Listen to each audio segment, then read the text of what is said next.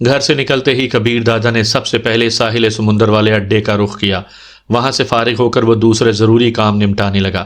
آج یوں بھی اسے معلوم تھا کہ تناوش اپنے گھر گئی ہوئی ہے، اب اس کا دل گھر لوٹنے کو نہیں کر رہا تھا۔ تناوش کے سامنے اعتراف نہ کرنے کے باوجود اس کی دلی تمنا یہی تھی کہ وہ اس وقت گھر لوٹے جب وہ موجود ہو۔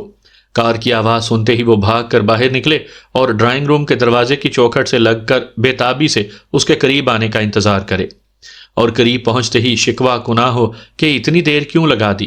جب وہ صوفے پر بیٹھ جائے تو قالین پر بیٹھ کر اس کے گھٹنوں پر تھوڑی ٹکا کر اس کی آنکھوں میں جھانکتی رہے۔ اچانک اسے خیال آیا کہ وہ کیا الٹا سیدھا سوچے جا رہا ہے۔ فوراً ہی سر جھٹک کر اس نے ان سوچوں کو دور کرنے کی کوشش کی، مگر وہ ایک ناکام کوشش تھی۔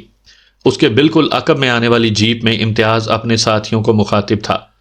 لگتا ہے یہی ہے کہ آج مقناطیس گھر میں موجود نہیں ہے، ورنہ اب تک اس نے لوہے کو اپنی کشش سے گھسیٹ لیا ہوتا۔